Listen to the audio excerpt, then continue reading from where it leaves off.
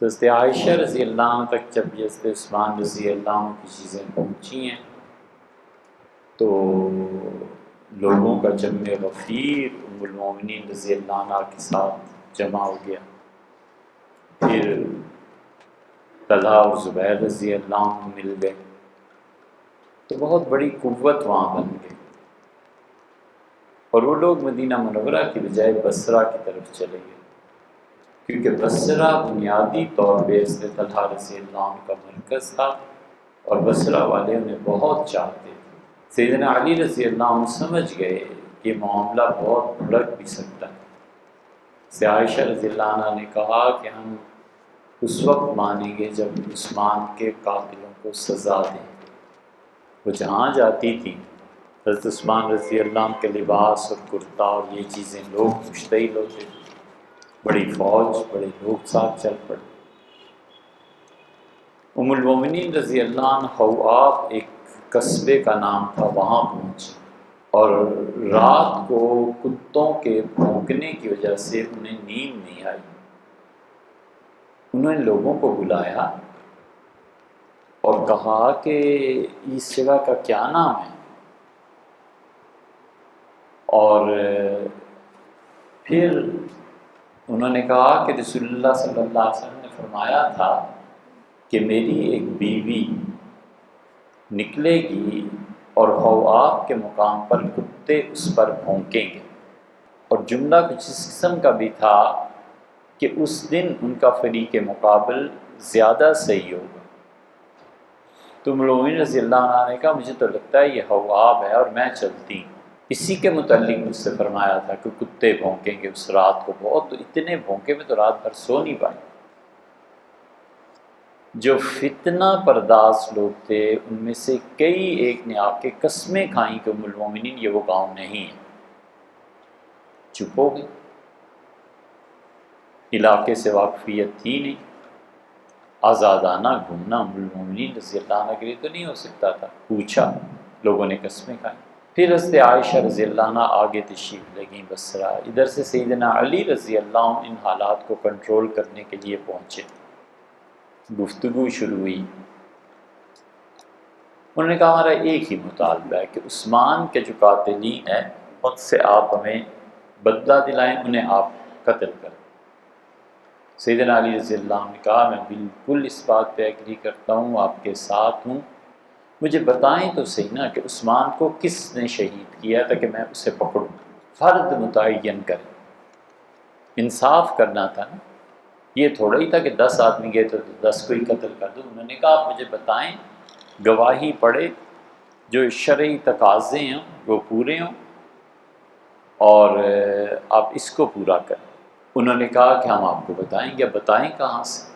تو حضرت علی رضی اللہ عنہ سے زبیر رضی اللہ عنہ کو ساتھ لیا اور کہا زبیر آؤ ذرا میں تمہیں ایک منظر دکھاؤں۔ سیدنا علی رضی اللہ عنہ اپنی فوج میں چلے گئے اور اعلان فرمایا کہ جو عثمان کا قاتل ہے ہم اس سے بدلہ لیں گے۔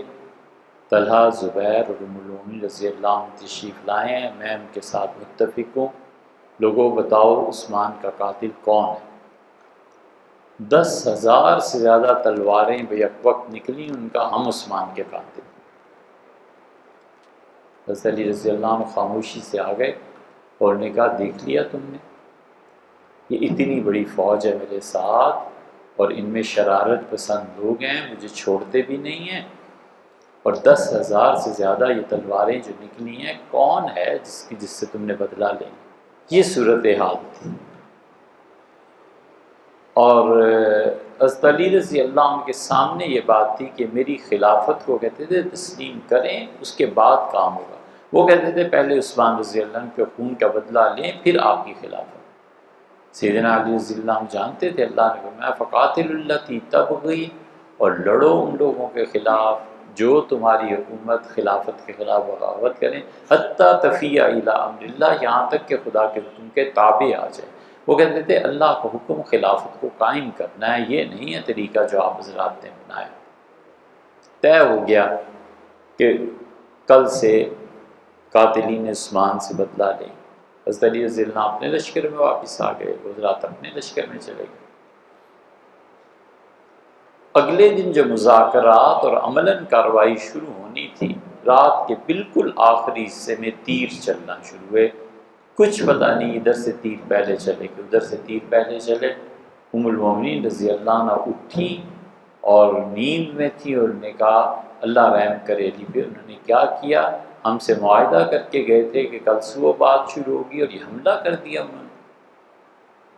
سیدنا علی رضی اللہ عنہ اٹھے اور انہوں نے کہا اللہ رحم کرے ان لوگوں پہ، میری ان کی بات طے ہو گئی تھی اور یہ حملہ شروع ہو گیا۔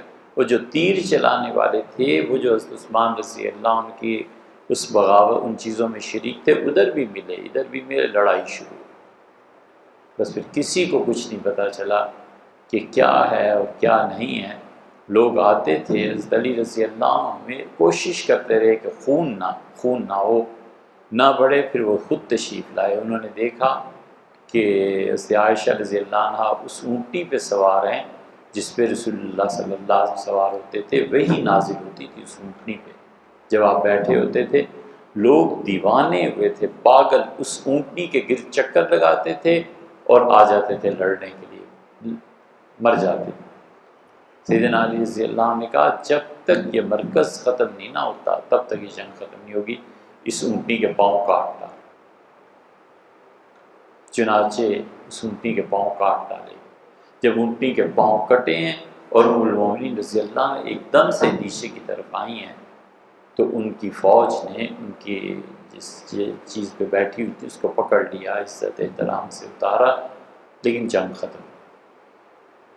اب سیدنا علی رضی اللہ عنہ کے جو فوجی تھے وہ اصرار کرنے لگے کہ ان کے متعلق فتویٰ دیں۔ سیدنا علی رضی اللہ عنہ نے کہا کہ یہ میرے بھائی ہیں، ہم ان کا جنازہ پڑھیں گے، ان کو عزت احترام سے گھر بھیجیں گے، اور میرے خلاف ایک چیز تھی بس ختم۔ فوج کا اصرار یہ تھا کہ ان کو غلام بنائیں اور ان کے مال کو تقسیم کریں۔ سیدنا علی رضی اللہ عنہ نے بڑے تحمل کا مظاہرہ کیا، فرمایا صرف ان کا جنازہ پڑھوں گا، اس سے زیادہ کچھ نہیں ہوگا۔ جب زیادہ چیز شروع ہو گئی اور قریب تھا کہ پھر تلواریں نکلتی، سیدنا علی رضی اللہ عنہ نے کہا مجھے ایک بات بتا، اس کا جواب دو پھر جو کہو۔ کہ کیا؟ انہوں نے کہا ام المومنین عائشہ رضی اللہ عنہ کو کوئی باندھی بنائے۔ اس پہ وہ جو جذباتی لوگ ہوتے ہیں نا، سوچتے نہیں ہیں کہ جو کام ہم کرنے لگے ہیں اس کا اثر کہاں جا کر پڑے گا، چپ ہو گئے۔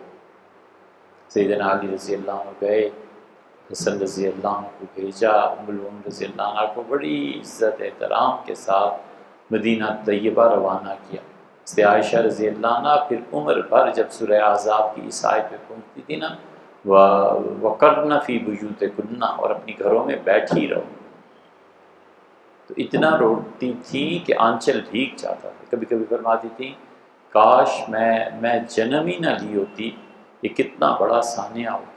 دو باتیں اور پیش آئیں۔ ایک تو ام المومنین ام سلمہ رضی اللہ عنہ زندہ تھی، انہوں نے اس سے عائشہ رضی اللہ عنہ کو خط لکھا، ان کا ام المومنین کدھر چل پڑی ہیں آپ؟ حضور صلی اللہ علیہ وسلم نے فرمایا تھا گھروں میں بیٹھی رہنا، آپ فوج کی قیادت کے لیے چل پڑی، یہ کیا کر رہی ہیں؟ اب آئیے مدینہ منورہ واپس۔ سے عائشہ رضی اللہ عنہ نے جواب نے کہا میں کوئی فوج کی قیادت لڑائی اس کے لیے نہیں، میں تو کہتی ہوں کہ عثمان اتنی عظیم ہستی، اس کی شہادت خلیفۃ المسلمین کی، خون کا بدلہ چاہیے۔ یہ ایک جذبہ تھا، عدل اور انصاف معاشرے میں قائم ہونا چاہیے، قانون کی بالادستی ہونی چاہیے، یہ لوگوں کا مزاج تھا۔ حضرت حسن رضی اللہ عنہ آئے، جب یہ کچھ بھی نہیں ہوا تھا، حضرت علی رضی اللہ عنہ کی بیعت کے فوراً بعد، اور حضرت علی رضی اللہ عنہ کے دوست بیٹھے تھے، انہوں نے کہا والد خواب دیکھا ہے، آپ تعبیر دیں۔ کہا کیا دیکھا؟ انہوں نے کہا عجیب بات ہے، میں رات سویا تو میں نے دیکھا امیر المومنین عثمان رضی اللہ عنہ اپنا سر اپنی ہتھیلی پر لے کر اللہ کے عرش کے سامنے کھڑے ہیں اور بار بار کہتے ہیں کہ اللہ میرے خون کا بدلہ دے، میں نے کیا قصور کیا، میرا کیا جرم؟ اور پھر والد میں نے دیکھا دو خون کی ندیاں آسمان سے زمین کی طرف آئیں، خون ہی خون تھا، آسمان سے پر نالوں کی صورت میں زمین پہ بہ رہا تھا۔ جو سمجھ گئے انہوں نے کہا علی کیا جو کہہ رہا ہے تم بھی سنو، جو اس نے دیکھا۔ حضرت علی رضی اللہ عنہ سمجھ گئے تھے کہ جنگیں ہوں گی، اور انہیں رسول اللہ صلی اللہ علیہ وسلم نے پہلے بھی بتا دیا تھا کہ یہ اس طرح کی چیزیں پیش آئیں۔ اسی لیے صحابہ رضی اللہ عنہ میں ایک تیسرا گروہ تھا، وہ کہیں نہیں گئے، کنارے پہ کھڑے ہو کے دیکھتے رہے کہ دونوں کر کیا رہے۔ اور یہ جنگ صفین میں بھی پیش آئی۔ حضرت معاویہ رضی اللہ عنہ اور علی رضی اللہ عنہ کی جب ہوئی ہے تو حضرت معاویہ رضی اللہ عنہ شام میں وہ کہتے تھے عثمان کا خون، سیدنا علی رضی اللہ عنہ کہتے تھے پہلے خلافت کو تسلیم کرو پھر دیکھا جائے گا۔ یہ لشکر بھی ٹکر آیا ہے۔ اس لیے ہم کہتے ہیں کہ علی رضی اللہ عنہ ہر جگہ حق پہ تھے، زیادہ صحیح بات پہ، اور ان کے مخالفین صحابہ رضی اللہ عنہ گناہ گار نہیں تھے، وہ تھے گناہ گار جنہوں نے فتنہ پھیلایا۔ انہوں نے اپنی ایک رائے تھی، اس پہ انہوں نے اصرار کیا، ان کی بھی ایک رائے تھی۔